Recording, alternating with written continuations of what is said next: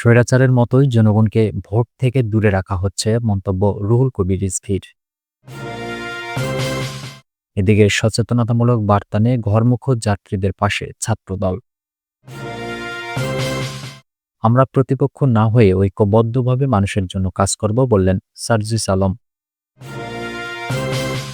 সর্বশেষ জানাবো, আমাদের দেশের লিডারশিপ ভণ্ডামিপন্ন, বললেন হাসনাত আব্দুল্লাহ। শুনছিলেন সংবাদ শিরোনাম। পুরো খবর জানতে ভিডিওটি শেষ পর্যন্ত দেখুন। সর্বশেষ খবর পেতে চ্যানেলটি সাবস্ক্রাইব করুন। এবারে জানিয়ে দেব বিস্তারিত। স্বৈরাচারের মতোই জনগণকে ভোট থেকে দূরে রাখা হচ্ছে, বললেন রুহুল কবির রিজভী।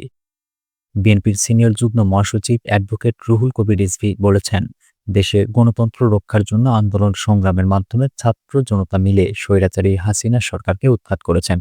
মানুষ যাতে কথা বলার অধিকার পায়, ভোটের অধিকার ফেরত পায়। কিন্তু আমরা লক্ষ্য করছি, স্বৈরাচার সরকারের মতোই জনগণকে ভোট থেকে দূরে রাখা হচ্ছে। শনিবার দুপুরে সিরাজগঞ্জের বেলকুচিতে বিএনপির হতদরিদ্র মানুষের মাঝে ঈদ সামগ্রী বিতরণ অনুষ্ঠানে তিনি প্রধান অতিথির বক্তব্যে এসব কথা বলেন। অন্তর্বর্তী সরকারের বিভিন্ন বিষয়ে সমালোচনা করে রুহুল কবির রিজভী বলেন, সংস্কার হচ্ছে একটা চলমান প্রক্রিয়া, যেটা নির্বাচিত সরকার সংসদে বসে সংস্কার করতে পারবে। দ্রুত নির্বাচনের মাধ্যমে গণতন্ত্র প্রতিষ্ঠার দাবিও জানান তিনি। শেখ হাসিনা বারবার পালিয়েছে উল্লেখ করে রুহুল কবির রিজভী বলেন, শেখ হাসিনা একবার মঈনুদ্দিন ফখরুদ্দিনের ভয়ে দেশ ছেড়ে পালিয়েছেন, আর একবার ৭৫-এর পরে তিনি দেশ ছেড়ে পালিয়েছেন। এতই যদি আপনার সাহস থাকতো, তাহলে আপনি আপনার বাবা ও পরিবারের হত্যাকাণ্ডের পরে দেশে আসতে পারতেন। আপনি আসেননি। আপনাকে যখন দেশে আসার নিশ্চয়তা দেওয়া হয়েছে, তখন আপনি দেশে এসেছেন। মঈনুদ্দিন ফখরুদ্দিন যখন আসলো, তখন আপনি পালিয়ে গেলেন, তাদের সঙ্গে আলোচনা করলেন। কথা ছিল বেগম জিয়াকে দেশ থেকে সরিয়ে দিতে হবে। মঈনুদ্দিন ফখরুদ্দিন তা পারেনি। তিনি বলেন, বেগম জিয়া জনগণের নেত্রী, এদেশের মা মাটির নেত্রী। এদেশের তৃণমূল থেকে বেগম জিয়ার নেতৃত্ব তৈরি হয়েছে। তাই জনগণ ও দেশকে ছেড়ে তিনি কখনোই পালিয়ে যাননি। কোনো হুমকি তাকে দমিয়ে রাখতে পারেননি। তিনি আওয়ামী লীগ সরকারের দেওয়া মিথ্যা মামলায় জেল জুলুম নির্যাতনের শিকার হয়েছে, তবুও তিনি এদেশের গণতন্ত্রকে প্রতিষ্ঠার জন্য লড়াই চালিয়ে গেছেন। দেশ ও জনগণের পাশে রয়েছেন। সচেতনতামূলক বার্তা নিয়ে ঘরমুখো যাত্রীদের পাশে ছাত্রদল। আসন্ন ঈদযাত্রা উপলক্ষে যাত্রী ও পরিবহন মালিক শ্রমিকদের সচেতন করতে সচেতনতামূলক বার্তা পৌঁছে দিচ্ছে জাতীয়তাবাদী ছাত্রদল। শনিবার রাজধানীর গাবতলী বাস টার্মিনালে এ কর্মসূচি পালন করে ঢাকা মহানগর পশ্চিম ছাত্রদল। বাস টার্মিনালে ঘুরে ঘুরে ঘরমুখো যাত্রীদের হয়রানি ও অতিরিক্ত ভাড়া আদায় বন্ধ, ছিনতাই ও অজ্ঞান পার্টি থেকে পরিবহন চালক শ্রমিক যাত্রীকে রক্ষা, নারীদের নিরাপদে যাতায়াত নিশ্চিত করার বিষয়টি গুরুত্ব দিয়ে সবাইকে সচেতন করছে ছাত্রদলের নেতাকর্মীরা। সচেতনতামূলক এ কর্মসূচি বিষয়ে ঢাকা মহানগর ছাত্রদলের সভাপতি রবিন খান বলেন, বিগত বছরগুলোতে ঈদের ছুটিতে ঢাকার বাস টার্মিনালগুলোতে যাত্রী হয়রানি চরমে ছিল। যাত্রীদের জিম্মি করে নির্ধারিত ভাড়ার অতিরিক্ত টাকা আদায় করতেন পরিবহন মালিক শ্রমিকরা। আর কোনো যাত্রী প্রতিবাদ করলে তাকে হয়রানি, লাঞ্ছিত করা হতো। সাধারণ মানুষের মতোই এই অবস্থা থেকে উত্তরণ চাই আমরা, তারই অংশ হিসেবে আজকের এই কর্মসূচি।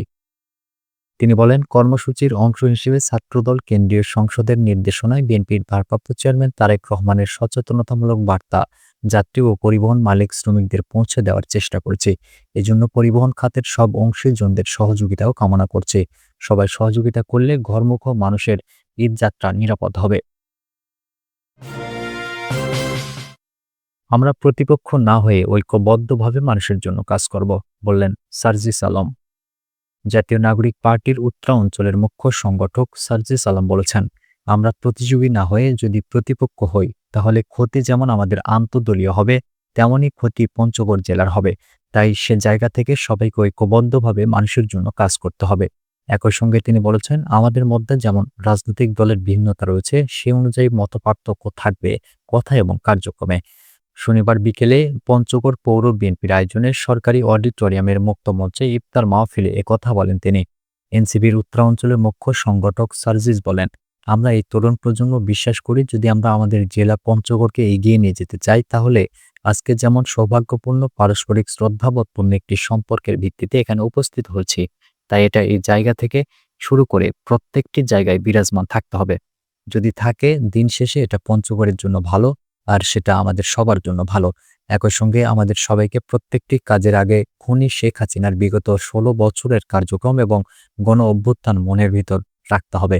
সেই ইতিহাস সঠিক পথের দিকে নিয়ে যাবে, বলেন তিনি। সার্জিস বলেন, বাংলাদেশের একদম প্রত্যন্ত পিছিয়ে পড়া যে কয়েকটি জেলা, তার মধ্যে পঞ্চগড় একটি। আমরা যদি ঐক্যবদ্ধভাবে কাজ করতে পারি, তাহলে এই পঞ্চগড়কে আগামী কয়েক বছরের মধ্যে বাংলাদেশের সমৃদ্ধ জেলা হিসেবে পরিণত করতে পারব এবং আমাদের মধ্যে সেই শ্রদ্ধাবোধের সম্পর্কটুকু যেন সবসময় থাকে। আমাদের দেশের লিডারশিপ ভণ্ডামিপূর্ণ, মন্তব্য করলেন হাসনাত আব্দুল্লাহ। জাতীয় নাগরিক পার্টির দক্ষিণ অঞ্চলের মুখ্য সংগঠক হাসনাত আব্দুল্লাহ বলেছেন, আমাদের দেশের লিডারশিপ হলো ভণ্ডামিপূর্ণ। তিনি বলেন, নেতারা আমাদের যা আমল করতে বলেন সেই আমলের ধারে কাছে দিয়েও তারা যান না। অর্থাৎ যারা সার্ভিস প্রডিউস করেন তারা সার্ভিসের কনজিউমার নন।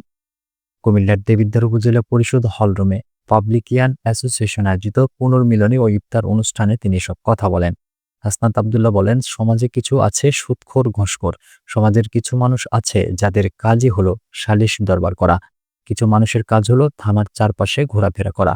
তিনি বলেন, কিছু মানুষ তৈরি হয়েছে যারা কখনো স্কুলের ধারে কাছেও যায় না, কিন্তু তাদের টার্গেট হলো স্কুল কমিটির সভাপতি হওয়া। আসলে তাদের দোষ দিয়ে লাভ নেই, দোষটা কিন্তু আমাদের। আমরা সচেতনভাবে তাদের প্রতিহত করি না। এ সময় আরও বক্তব্য দেন সিনিয়র সহকারী পুলিশ সুপার মোহাম্মদ শাহিন, পাবলিকিয়ান অ্যাসোসিয়েশনের সাবেক সভাপতি মোহাম্মদ সাইফুল ইসলাম, সভাপতি জিল্লুর রহমান, সাধারণ সম্পাদক শরীফুল ইসলাম আরাফাত প্রমুখ।